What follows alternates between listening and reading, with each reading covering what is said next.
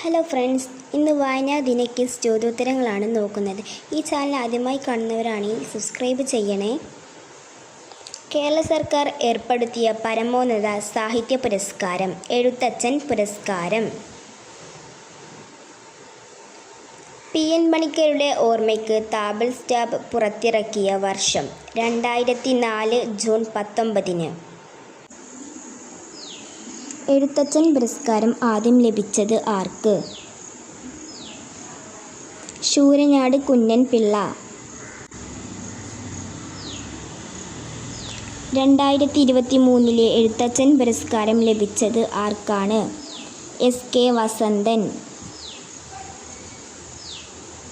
2023 വയലാർ പുരസ്കാരം ലഭിച്ചത് ആർക്കാണ്? ശ്രീകുമാരൻ തമ്പി. കൃതി ജീവിതം ഒരു പെണ്ടുലം. വയലാർ അവാർഡ് ആദ്യം ലഭിച്ച വ്യക്തി ആരാണ്? ലളിതാംബിക അന്തർജനം. 2021 വയലാർ പുരസ്കാരം ലഭിച്ച മാന്തളിലെ 20 കമ്മ്യൂണിസ്റ്റ് വർഷങ്ങൾ എന്ന കൃതിയുടെ രചയിതാവ്? ബെന്യാമിൻ. വായനയെക്കുറിച്ച് PN പണിക്കരുടെ സന്ദേശം എന്താണ്? വായിച്ച് വളരുക, ചിന്തിച്ച് വിവേകം നേടുക. ആരുടെ ഓർമ്മക്കായാണ് ജൂൺ 19 വായനാ ദിനമായി ആചരിക്കുന്നത്? PN പണിക്കർ. 2023 ഓടക്കുഴൽ പുരസ്കാരം ലഭിച്ചത് ആർക്കാണ്? PN ഗോപികൃഷ്ണൻ. കവിത മാംസോഭോജിയാണ്. ലോകത്തിലെ പ്രാചീന സാഹിത്യം എന്നറിയപ്പെടുന്നത്? ഗ്രീക്ക് സാഹിത്യം. ഗ്രീക്ക് സാഹിത്യത്തിലെ ഇതിഹാസങ്ങൾ ഏതൊക്കെയാണ്?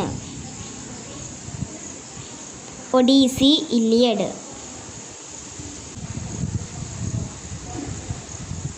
1829 കേരളത്തിലെ ആദ്യത്തെ പൊതുവായനശാല തിരുവനന്തപുരത്ത് സ്ഥാപിച്ചതാര്? സ്വാതി തിരുനാൾ. കേരള വാൽമീകി എന്നറിയപ്പെടുന്നതാരാണ്? വള്ളത്തോൾ നാരായണ മേനോൻ.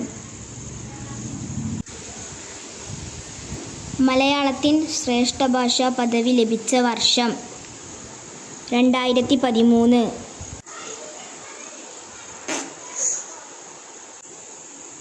കേരള കലാമണ്ഡലം സ്ഥാപിച്ചത് ആരാണ്? വള്ളത്തോൾ. കേരള കലാമണ്ഡലത്തിൻ്റെ ആസ്ഥാനം എവിടെയാണ്? തൃശ്ശൂർ ജില്ലയിലെ ചെറുതുരുത്തി. തുള്ളൽ പ്രസ്ഥാനത്തിൻ്റെ ഉപജ്ഞാതാവ്? കുഞ്ചൻ നമ്പ്യാർ. എഴുത്തച്ഛൻ സ്മാരകം എവിടെയാണ്? തിരൂർ തുഞ്ചൻ പറമ്പ്. മഹാകാവ്യം എഴുതാതെ മഹാകവിയായ വ്യക്തി ആരാണ്? കുമാരനാശാൻ. കേരള പാണിനി എന്ന് അറിയപ്പെടുന്നതാരാണ്?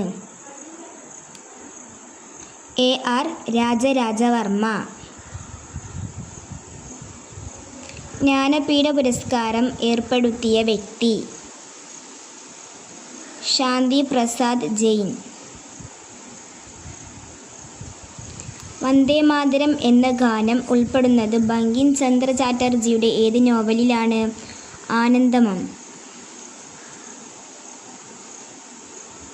മലയാളത്തിലെ ആദ്യത്തെ ലക്ഷണമൊത്ത നോവൽ?